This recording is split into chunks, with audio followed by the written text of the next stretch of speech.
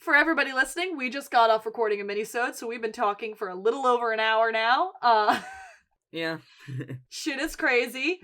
And this is a weird way to start the season, but hey, welcome back to Season 3! Season 3! We are here.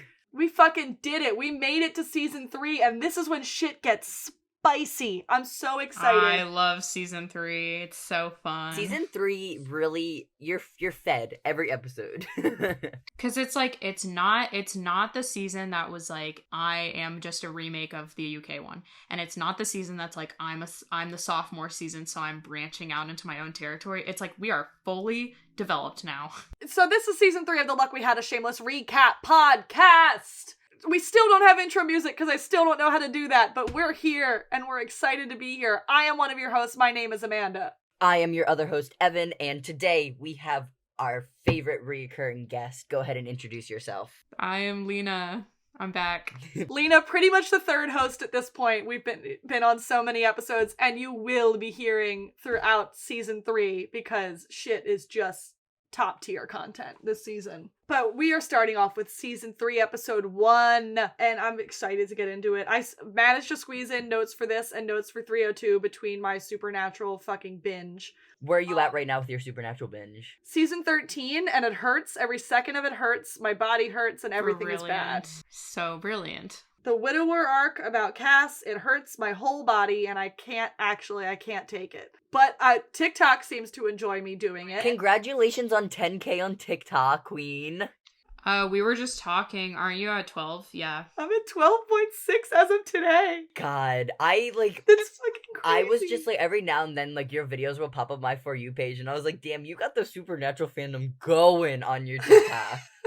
It is insane to me. I am now mutuals with some of my favorite Supernatural TikToks. Like, I didn't ask them to, they just followed me, and like, oh my god, it's so good. It's so fucking good. That's a great segue, actually, because I've actually parlayed that into, I'm starting a second podcast. Yes! It's called Skip to the Gay Parts, and it's a podcast where I take a gay or a queer character from television and dissect them as much as humanly possible over an episode or two. And the first big chunk of them are going to be about Supernatural characters, and I already recorded the first episode. It's about the first 8 seasons of Dean Winchester. You are booked and busy. I've worked on podcast stuff every day this week just to keep me busy, and I am excited. The trailer is out and I'm waiting on approval from Apple Podcasts, and then I'm going to drop the first episode. It might already be out by the time this is out, but if you guys like my voice on this podcast, you can go over. It's basically just an essay about how queer characters on television are, starting with Dean fucking Winchester. God, the bisexual man, disaster. the myth, the legend. I'm excited. And of course, I'm going to do an Ian episode. And of course, I'm going to do a Mickey episode. And are there other queer characters on Shameless? Debbie? No.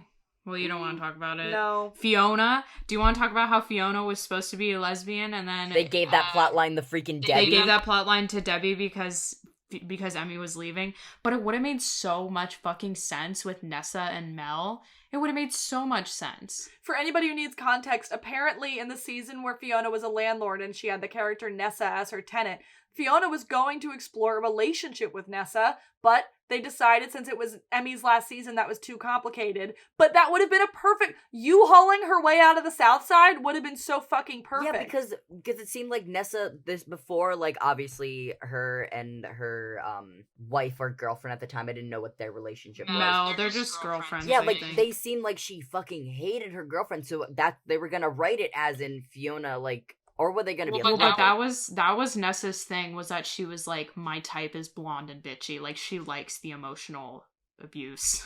True, but then I feel like that could have been the easy right for her, being like, actually, Fiona's good to me. Like, they already laid the foundation with Jasmine. Like, the Nessa thing would have made so much sense. But it's like, Fiona just kept having disappointing relationships with men. Like, it would make sense for her to be like, okay... Women? And then be like, this is what I've been missing.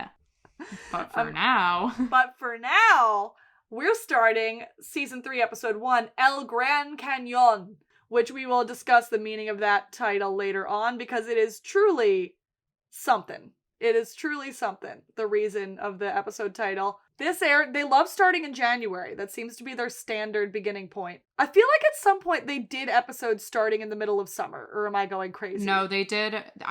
So they did 2 seasons in 1 year. They did season 7 and 8, I believe. So 7 was in 7 aired from like January to April, and then season 8 started in October, and I think that's because they thought that season 8 was going to be the last one, and then they randomly got renewed. Oh, okay. So then they waited a whole year and did season 9 in the winter TV season.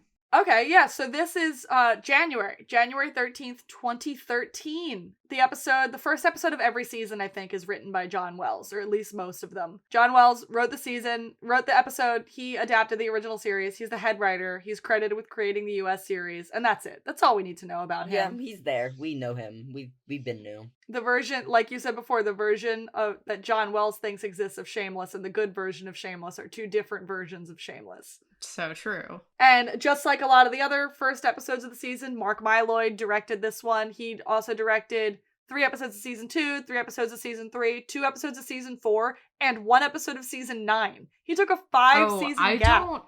I don't know if he works on the show anymore, but I did watch an interview, well, because he's working on Succession now, but I watched an interview with him, the same interview that I was talking about with Mike O'Malley, and he was an executive producer of the show for quite a while. Yeah.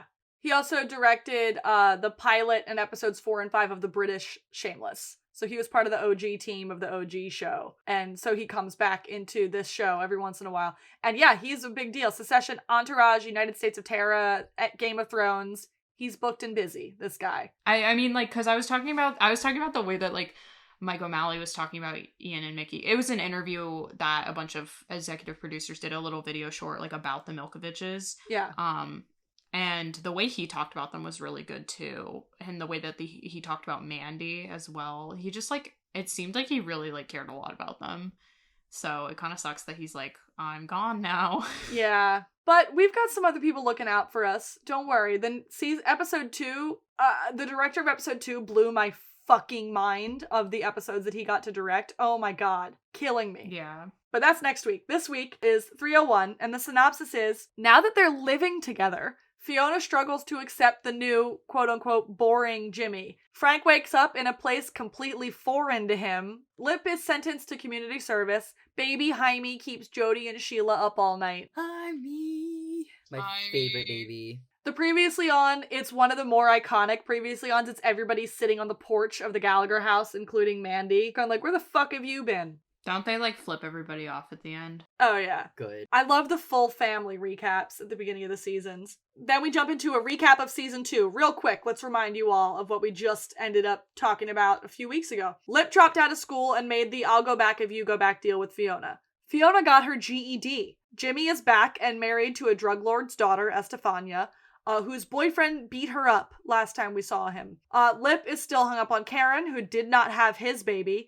Lip is hooking up with Mandy. Kevin V are trying for a baby. Mickey and Ian get caught by Frank, so Mickey put himself back in juvie to protect himself from the wrath of his father. Karen broke up with Jody, so Sheila started fucking him. Frank and Sheila broke up. Frank beat up Ian. Ian is fucking Jimmy's father. Karen's baby has Down syndrome. Sheila took him in and Karen left. Jimmy said I love you and promised not to leave. This season has so much. This season has everything.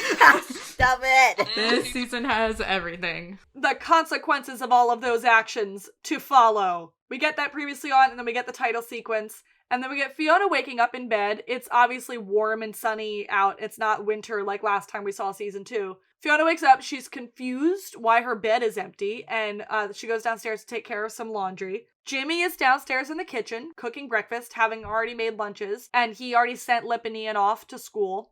He's making Fiona a smoothie, being a house husband. The housewife. Debbie is out front, laying down another day marker for how long Frank has been gone. It's been 137 days that Frank has been gone. So like 6 months. We find out that when Fiona was 9, Frank was gone for a year.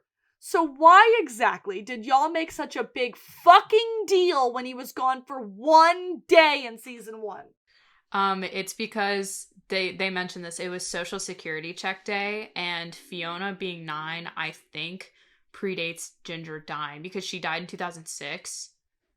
So I don't think Fiona was 9 at that point. But like, but they were like, it's Social Security check day. He's never not around to cash the check. But like, now what's changed then? If they were worried about him being missing for one day, he's been gone for 6 fucking months. And now Fiona's like, Social Security check day. He can't cash the checks anymore. Oh wait, no. Yes, he can. They tricked him. Yeah, they haven't like killed Ginger yet. That is this season though. But okay. Stupid. Also, hey, it's the beginning of summer as it's very warm out and the kids are still going to school, so I think it's like the end of the school year. We cut over to a dog licking Frank's face, waking him up in Mexico. And it's honestly homophobic and offensive how much Shameless in Mexico makes me immediately sad. I'm just horribly sad. That's not for a few seasons. So Frank walks up to a Jesus parade? It might be Easter. Oh, okay. It might be Easter. It might be like late spring instead of early summer. Yeah, a man perhaps dressed as Jesus is carrying a cross down the street in some sort of a parade-like situation. Frank doesn't know how long it's been, and he even asked the guy, he's like, did I miss Christmas? And the guy says, you almost missed Easter. Oh, so it is Easter. Yeah. So it's Easter weekend. So it's March? April? April. Okay. Because doesn't like Easter switch up every couple of years? It's either always at the end of March or the beginning of April, yeah. Yeah, and the school year theoretically will end at the end of May. Yeah. So, very close to the end of school. Back at the Gallaghers, Fiona is telling Steve that there's a weird fancy SUV across the street that's been there for a few days. But she shrugs it off and then she starts griping at Jimmy about the way he's feeding the kids because he let Carl have a popsicle for breakfast. But then he tries to get sexy. He tries to like grab on her and get sexy with her. He's kissing on her. She's like, I gotta go to work. We can't be doing this right now. Please don't tell my kids they can do things they know they can't. My kids. And then Jimmy tries to point out that he paid for Carl's braces, trying to do like a power move thing. I did not like that. I mean, it's because Ethan had braces, and so they were like, okay, we have to figure out how he got those. Oh, true. I didn't think about that. That, and then Kev's injury in this episode. They're just like, well, we gotta right around that. Oh, this is when Kev has the boot, right? Yeah. Yeah. Mm-hmm. Apparently, boot and crutches. Ian and Lip left like super early for school because they had to go downtown to pick something up. And by pick something up, they meant stealing something from the college. My favorite scene. It's a fun-ass chase sequence of the boys getting chased by campus security. Ian's in his fatigues, and Lip has this briefcase, and they're just zooming down the street. They're so fast. Like, okay, Jeremy Allen White, he's like a fucking fast runner. He's so fast. And doesn't Lip make some comment about like rent-a-cops? He was like, I thought all rent-a-cops did was like eat donuts or something. Now they're all triathletes. Yeah. And Ian is in, like, Cam is in heavy ROTC boots, too, and, like, keeping up with this pace. Like, an athletic start to the season. It's got them long legs. The long legs.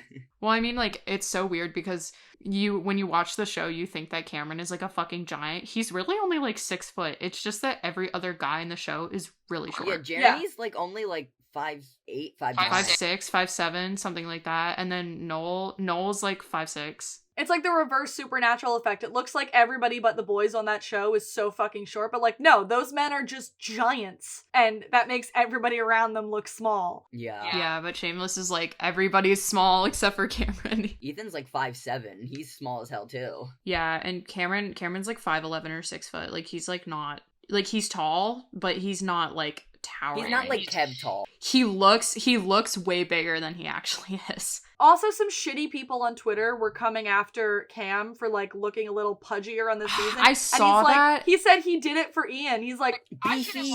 He's just beefy.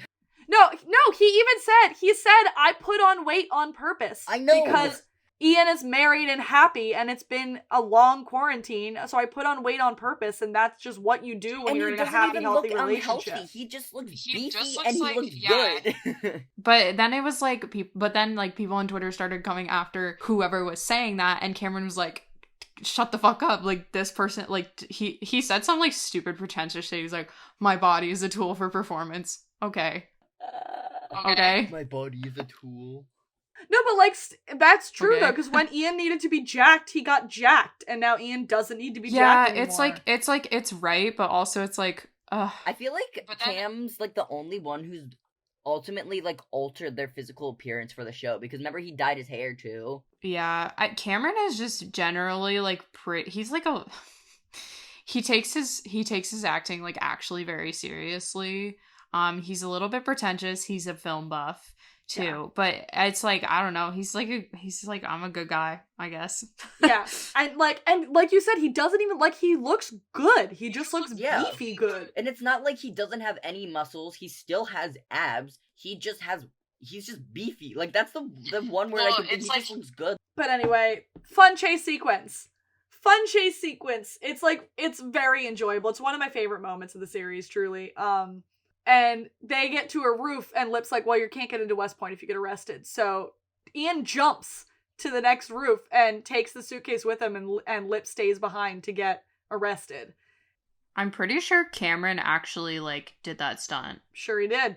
Good. I mean, because if you look at it, like there's no cut, and he like gets right up, and it's him. He was also a stupid, like, 20-something. Of course he did the stunt himself. He was like, what, 19, 20 at the most at that point? He's like, yeah, I'll jump off a roof. Yeah, he turned 18 like before season 2, because that's why they could have him do nudity. And that's why we get the kiss this season too. Yeah. So Lip even tells Ian to call Mandy. He's like, the Milkoviches have to have a good bail bondsman, and that's a good point. But over to a much sleepier, less active part of town. Sheila is trying to wake Jody up. She's just laying in bed, like all of the energy sapped from her body, because Jaime is crying, and it is Jody's fucking turn. She yells This at is him. like one of my favorite Sheila lines, other than your coochie smells like sulfur and brimstone, whenever she said that. But like the delivery on this next line is so fucking funny. Get your ass up, you goddamn ponytailed Fabio motherfucker! She's pissed. I love her so much. But also fuck Jody, because then we find out he's been sleeping with goddamn earplugs. Sheila is killing it as tired mom. Like, I love it so much. Well, because it's like, I'm sure, because it's like the whole thing with Jaime was that he like cried a ton. Yeah. I'm sure Karen like wasn't that like restless. She's also much older than she used to be now. So, like, Joan is killing it right now. So Jody goes into the baby's room and, like, the himbo he is, plays bongos to calm the baby down and only makes everything so much worse. Fucking idiot. And then we go back to Frank. So much time on Frank this episode. Frank at the border. Frank pushes his way to the front of the line, but he doesn't have a passport, so they won't let him back in the country. And the man's like, get a photo ID or get the fuck out of my way. You're not coming back into the country. But it's like, then you raise the question, how did he get in the first place? You can get into Mexico pretty easily. It's getting into the United States is the hassle. That's really hard. Back to the Gallaghers. Everybody's comfortable peeing in front of each other. Fiona's like, I was in the bathroom and he just came in and started peeing next to me. What the fuck is going on?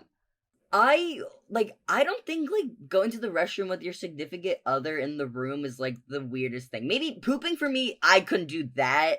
But I think just, like, Yeah. peeing in front of your significant other, because how many times do we watch everyone in the household just fucking pee while someone's brushing their teeth? Or you brush their teeth? No, that's like what she was doing, was that she was like in the bathroom getting ready and he just came in and took a piss. It's like, The amount of times Ian and Mickey have done that. Yeah, you know how many times the kids have done that to each other? Like, I don't know. I feel like peeing or like using the restroom in front of a significant other like says that you're at like another comfortable level with someone. well, because it's like, you've seen his whole like dick, balls, and asshole. He's literally been Why are you inside of suddenly you, uncomfortable? but you can't pee in front of each other. Yeah, I don't know. It's I don't know. It's 'cause just it's not weird. even like, she doesn't even have to look. Yeah. She literally doesn't have to look. And when Fiona's bitching about that over at the balls, V even says, Kev shits in front of me all the time. And we hear Kev's voice from another room. There's one bathroom in this house. I don't know what you want from me. Yeah, at least the Gallaghers have two. They have a half bath and Yeah, a full remember bath. when so. freaking like Granny's in the bath and Lip rolls up and starts peeing and she comments on his fucking dick? Remember? Yeah.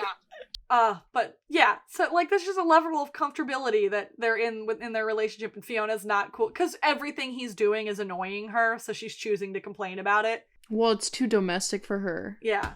She's in coveralls. She's in entirely coveralls because she has a part-time job paying $14.50 an hour vacuuming up toxic waste. That's been her, like, good paying summer job so far. Kev is on full himbo activity. He's all jacked up to be able to cam with V, but he's also on crutches because Steve hurt himself during the break in the seasons and they needed to put Kev in a cast, and they're never going to explain why. My favorite thing, though, is when actors hurt themselves and then they have to somehow incorporate their injuries. Like, of, like, talking about, like, Supernatural when Jared's broke his arm, like, twice, and he had a cast in, like, season 2 or season 3 because he hurt himself doing a fucking stunt.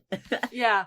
Oh yeah, he's got a sling in season 5 or season 6 maybe. He has a sling in season 10 during Demon Dean era. Jared tackled someone as a joke and fucking broke his arm. So that's why Sam's in a cast in, like, season 10. And Dean makes fun of him too. He's like, all of the fucking monsters we've taken down and you've got a sprained elbow? Really? How did sorry to talk about fucking season 10, but how did Cam break his leg in real life? He wrote a blog post about it. He was playing a soccer game and somebody did a slide tackle and just totally fucking, like, snapped his shin. It was a full break.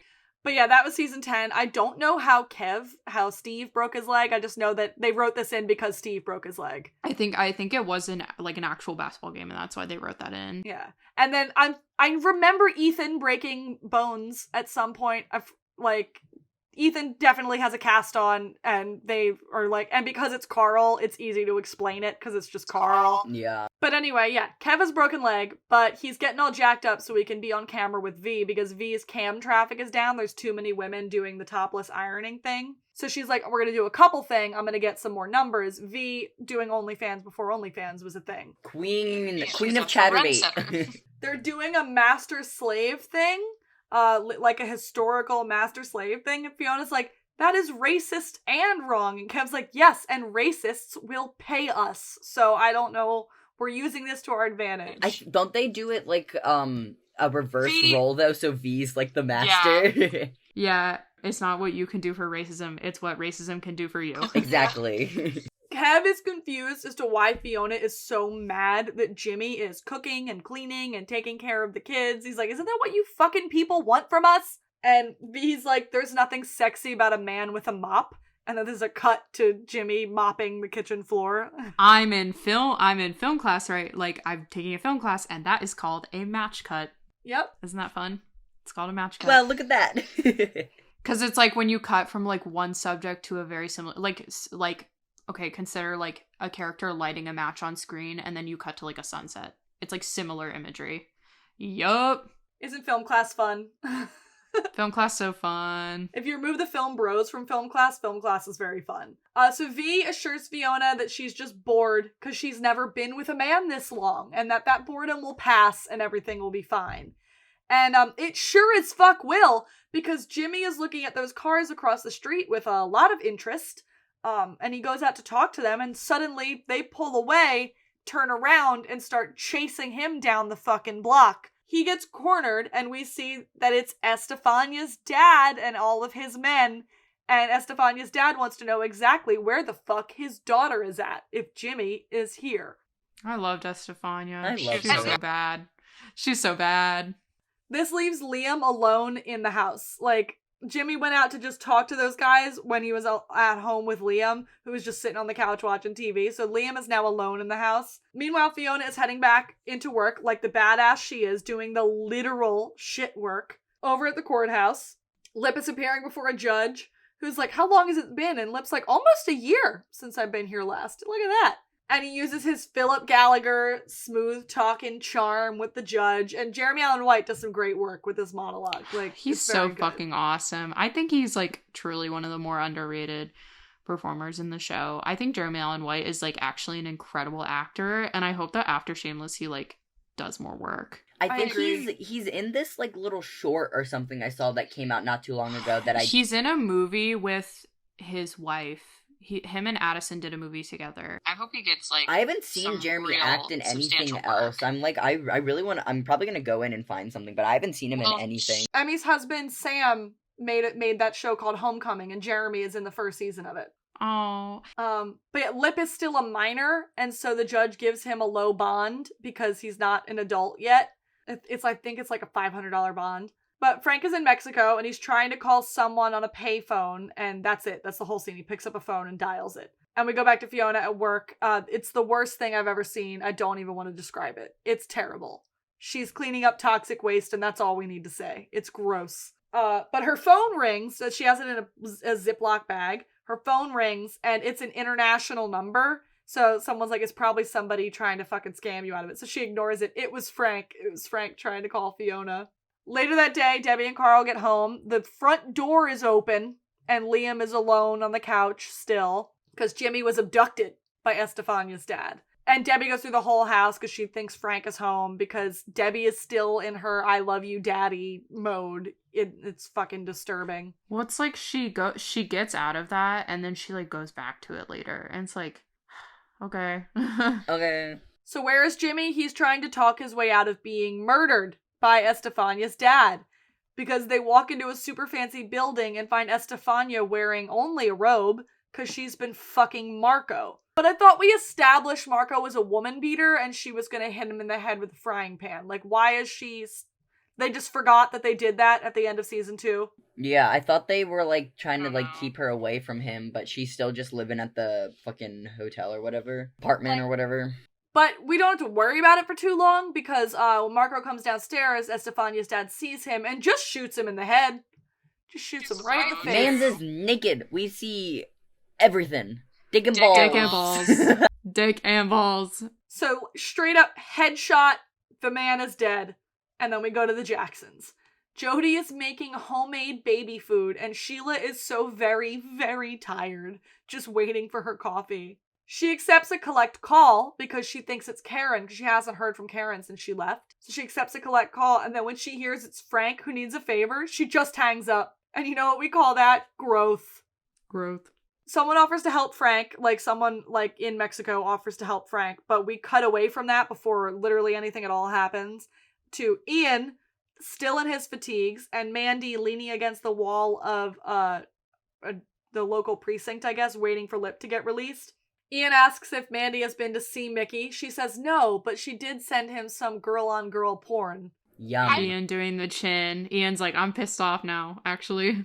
I feel like it's gotta be like currency or something he's using in prison. Or like some way to make other people like not suspicious of him. Yeah. Mandy punches Lip when he comes out, and she acts like she doesn't care and like walks ahead of them to punish him for getting caught in the fucking first place. And she says if he misses his hearing that Terry will come after him, because they use Terry's Bond guy. Speaking of ending up dead for pissing off someone's dad, Marco is getting rolled up into some plastic. Some true Dexter shit is happening over in this apartment. And Jimmy is getting interrogated by Estefania's dad. Jimmy is shell-shocked. He like is just sitting there trying not to be the next one rolling up in that carpet. And he acts like it's a complete surprise that Estefania is cheating on him. He's like, I can't believe she'd betray me. Oh my god, this is insane. Then he tries to get the fuck out of there. But Estefania's dad's like, no, hold his foot. We're gonna chop up this body real quick. Back to Fiona. Her boss's cousin needs a job, so she's getting laid off. Like, listen, my cousin needs some work, so... The nepotism. So she gets handed her last check, and that's it. She's done. But we jump back to Jimmy. He is traumatized by what he has just gone through. Fully empty inside. And then we go back to Lip and Mandy. It's a lot of jumping in this episode.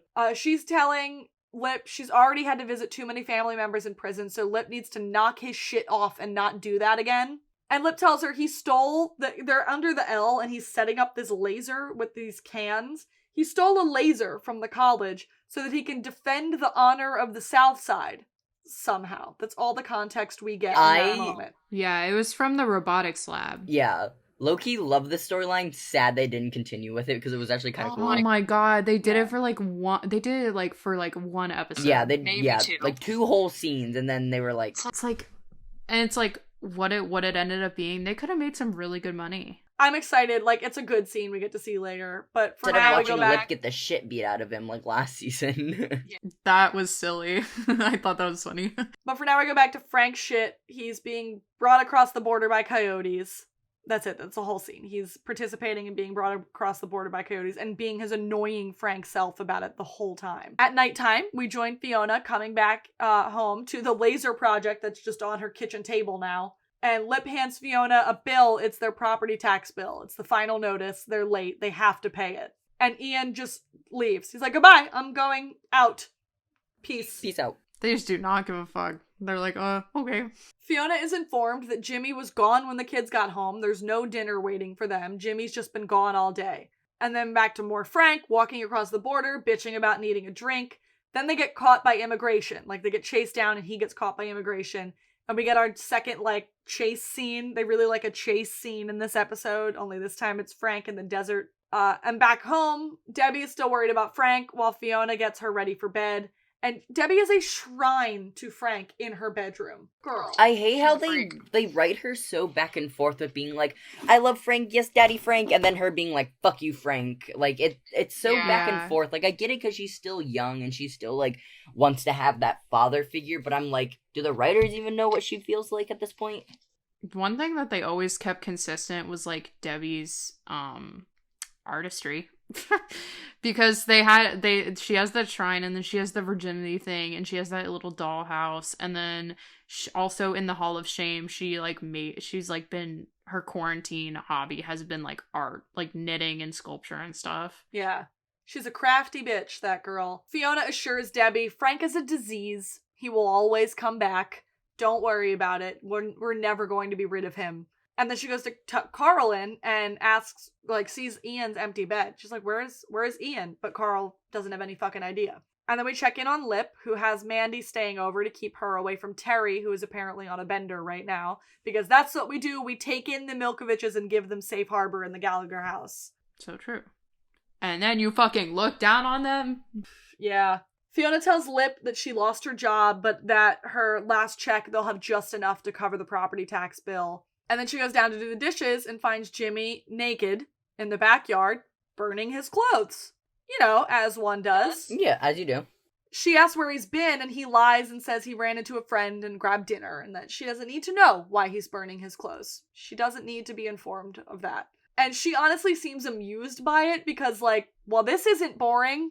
Burning your clothes in the backyard isn't boring. She's got her little smirk on her face, and, like, the chemistry that Emmy and Justin have. Because they were friends, like, because they'd been friends they worked on another project together before Shameless.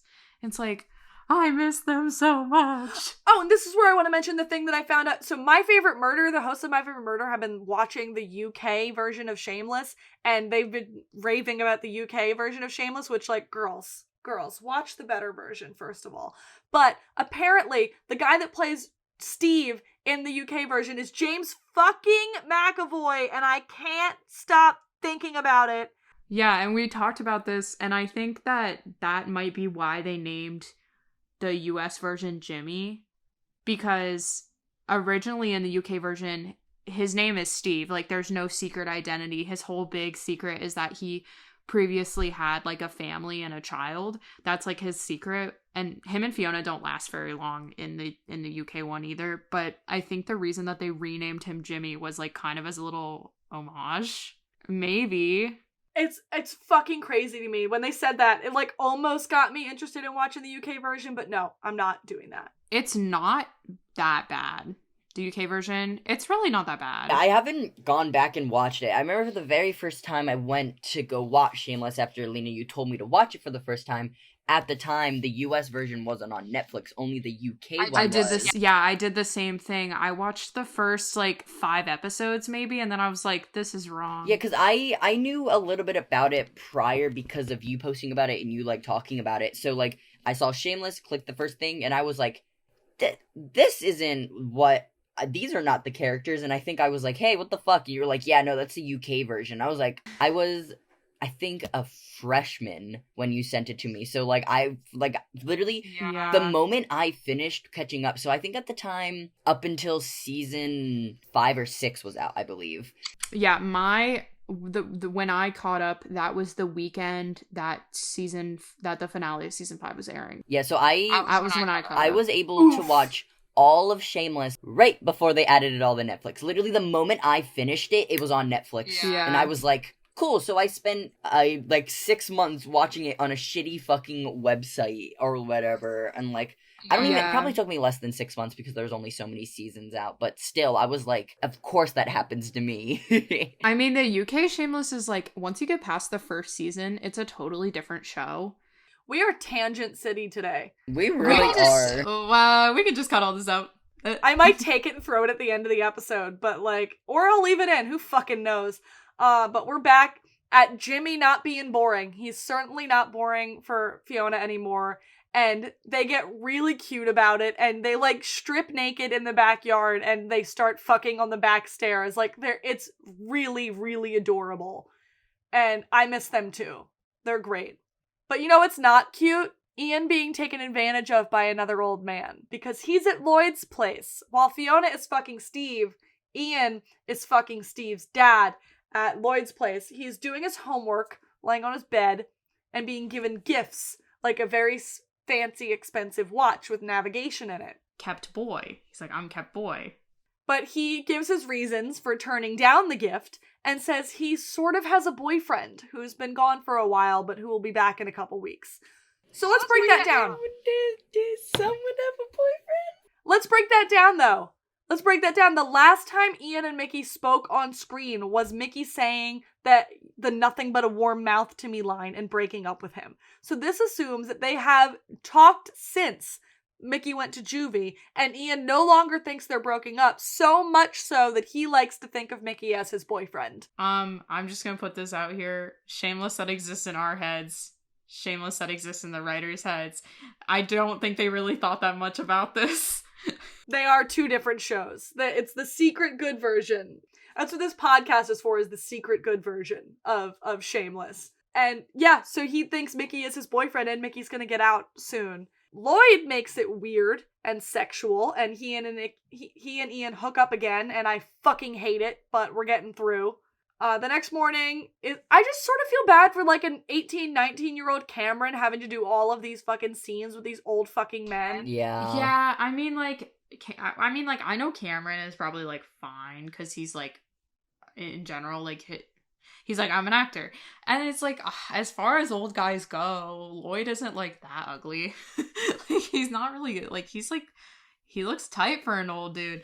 But like, I don't know. It's just like, I think Cameron's fine. I think he was fine.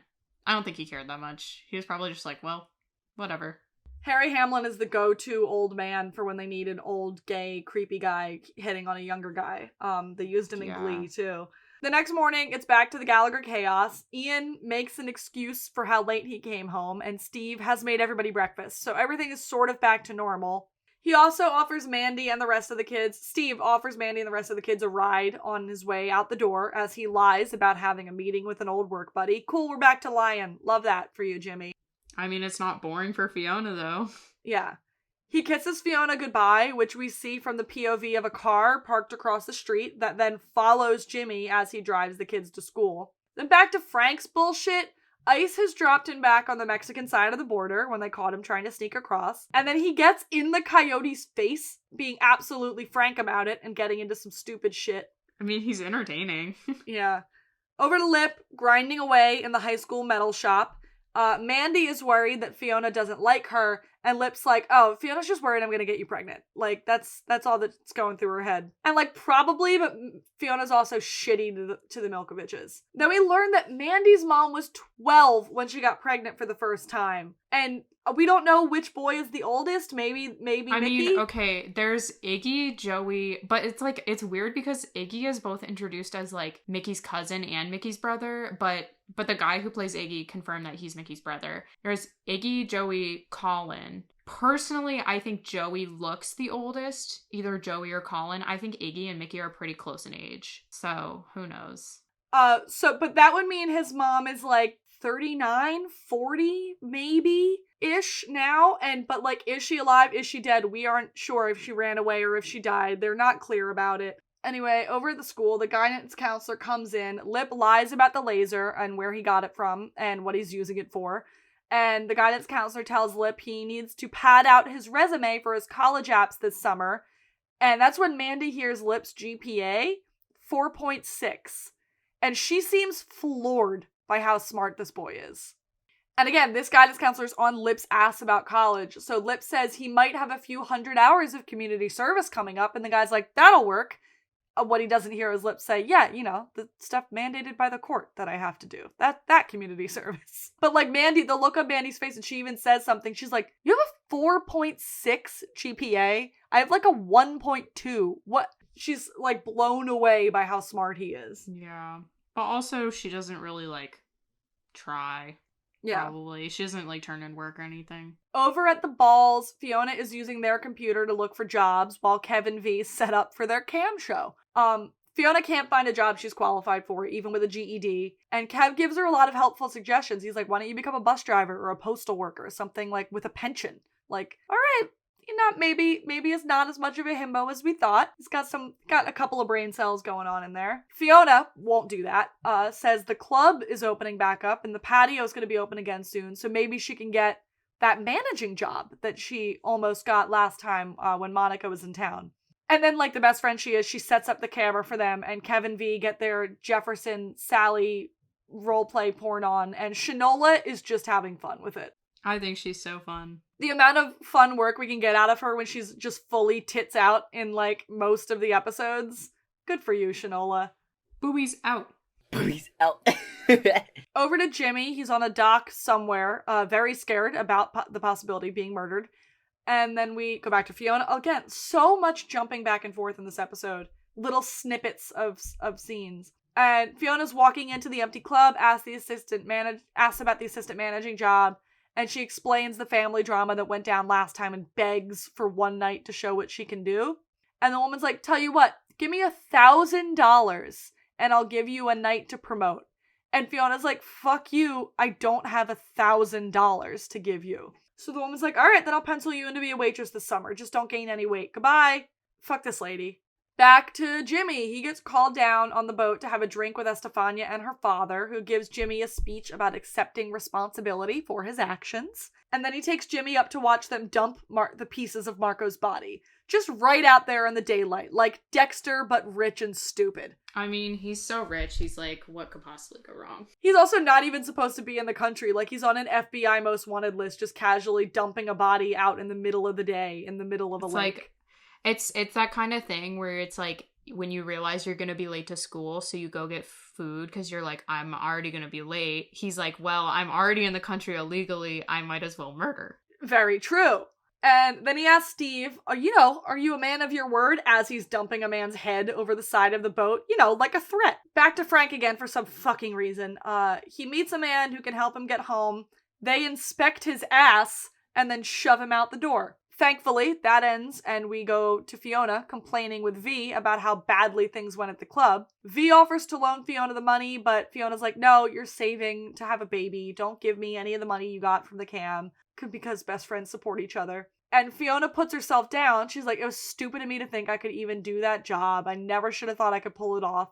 And V, in her best friend duty, calls bullshit and says, you are Fiona Gallagher. You got your GED, you've been raising a family since you were 15 years old. You're a rock star, and Meg's a frigid bitch. So true. So true. So true. So true, bestie. Like, I love that. The moments where they're like, fuck you, I'm gonna gas you up. It's great. So Fiona hears that lovely speech, pulls out her final paycheck that was supposed to pay the property tax bill, and sort of looks at it, and we cut away from it. Well, because we all know what happens to that money. Yeah. We cut away from it to a robot competition where Lip, Mandy, Ian, and Carl have come to whoop some pretentious white boy ass. So Lip sweet talks his way into the competition, even though it's only supposed to be like for college grads that night or whatever. And they drop $150 on the entry fee. But before we get to see anything fun or interesting, we go back to Frank again. He's getting cleaned up, getting a fake passport, being turned into a drug mule as his payment for getting across the border. And then we jump away again. Like, I hate the way this is cut up. The, like, little short scenes. Yeah, give me a whole scene.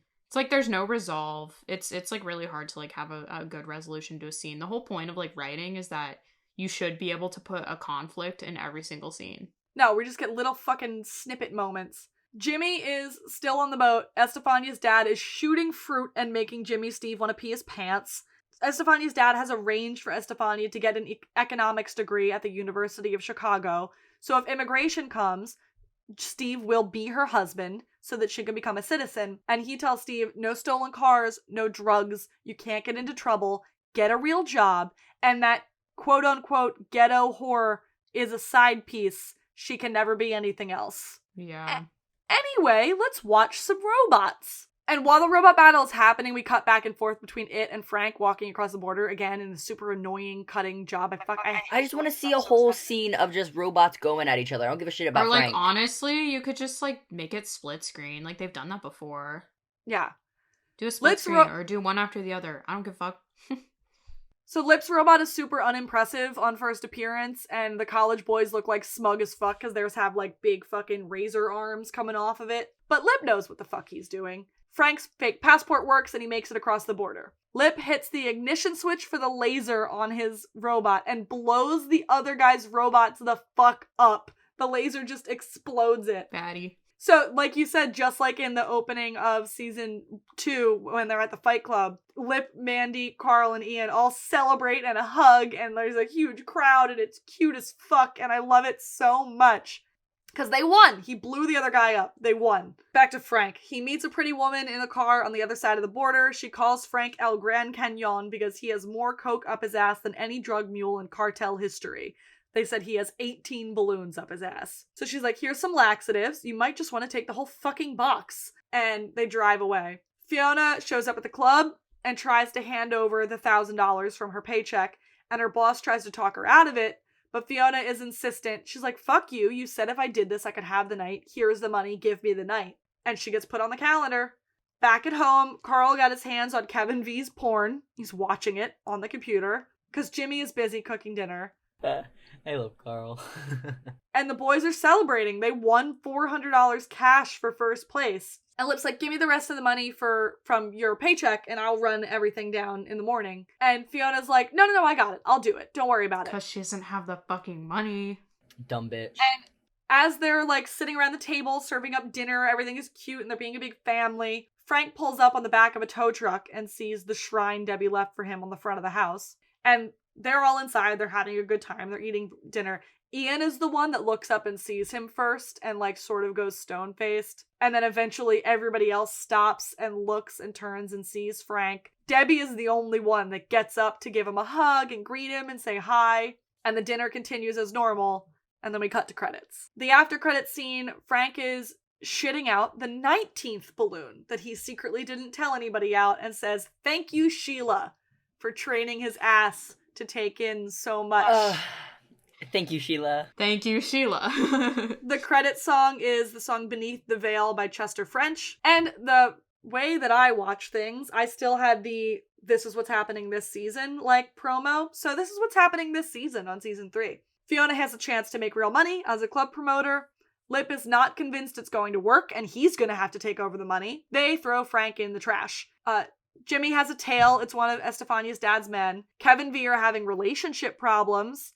Fiona trusts Jimmy, even though he is lying to her. Lip and Mandy have relationship issues because, yeah. How do you know if a guy you've been hanging out with likes you? That scene. Jimmy and Fiona have relationship issues. Mickey gets shot in the ass. It's gonna be a hell of a season. So many relationship issues in this season. Makes it so fun. So much Mickey in that promo, though. Everyone's so angsty. Well, because, like, I think that was... I mean, he wasn't supposed to be around after season 2. He was either going to be, like, only season 1 or, like, seasons 1 and 2, like, according to what Noel said. So, like, him being on season 3, it was like, oh my god, he's, like, here to stay. He's featured so much more heavily in season 3, and then season 4 he became a main cast member. Yeah. Well, because he got his own storylines outside of, like, just being Ian's, like, romantic interest. Yeah, because then we get a couple scenes of him and Frank talking to each other, and then you get whole Mickey's rub and tug bullshit, so then his storyline was Kevin V's storyline. But, sticking to this episode, what did you guys think? I like this episode. This one's fun. Season openers and like summer seasons are always really, really fun. Like I like the summer season openers are just like season 2 episode 1 is great. Season 5 episode 1 is great. Season 7 or 8, like the first episode's good. So I mean it's always really fun to like be in there during the summer. Yeah, like I said, I hated the way this one was like edited. But it's a good setup for a lot of really good stuff to come, especially the Mickey stuff. I sort of have a boyfriend. Do you? What does that look like? Lloyd also calling Mickey Ian's boyfriend and Mickey attacking him is also in the promo for the rest of the season, which is A+. Evan, thoughts?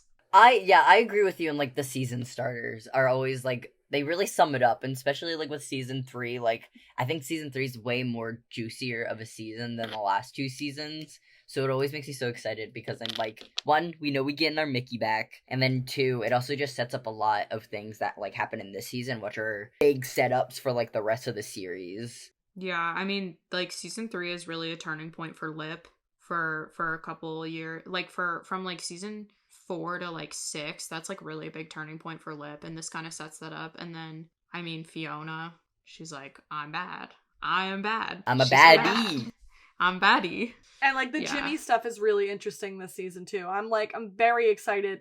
Like I said, I keep saying it over and over and over again. Season 3 is when like if you were just a casual viewer of the show, season 3 is the one where like, oh, like that's what fucking grabs you. I was saying this earlier, and then I think my Wi-Fi cut out, but it's like, it's not the first season. It's not just a straight up adaptation of the UK one. It's not the second season where they're like finally branching out on their own and like trying to find their footing. It's the third season. They're fully on their own and they know what they're doing. They've hit their stride like really nicely. Obviously that continues for like 3, 4, and 5. And like, honestly, even 6. 6 isn't really that bad of a season. We were all just mad because Mickey wasn't in it. But like 6 and 7 were like actually kind of decent. And then like around 8 and 9 is when it starts getting stale. Yeah. But I mean, we're still here. Still here. Making a fucking podcast about it. Because it's the secret good shameless that exists in my head. In our head. Do you know how much I have to talk myself out of doing a Supernatural podcast episode by episode? Because like it would sap the soul from my body. I feel like trying to find the secret gay version. Yeah, because that's network TV. That's over 300 episodes. That's too much. But instead of doing, like I said at the top of this episode, instead of doing an entire Supernatural rewatch podcast, I have a second podcast. So if you enjoy listening to me talk about gay shit, Skip to the Gay Parts is my new podcast. I'm sorry to plug that at the end of this, but... And I'll definitely, once everything is up, I'll link it on the Luck We Had website as well, so you can have way easier access to hear Amanda talk about every queer character there is. But, until next time, Lena, I know we're gonna have you back for a few episodes this season. I'm excited for it. Yeah. And probably, honestly, any minisode for the rest of the series. Once a month when they start fucking airing them again, we'll hit each other up for minisodes. So until then, that was episode 1 of season 3. We're gonna record, I think, a few more of these before I start posting them so that we can get a sort of consistent posting schedule. So there might be a small break. There might have been a small break between when 212 aired and when this aired, and I'm sorry about that, but I am one person, so... Yeah, and plus I have an inconsistent life now, so... We're trying to work shit out, but we'll do the minisodes as close to the airing of the episodes as we can. This week gave us a little leeway. Everybody's Instagram and everything will be in the bio, but do you guys want to say where people can follow you? Yeah, you guys go ahead and follow me on Instagram and TikTok at IWannaDie4000, and Lena, where can they find you?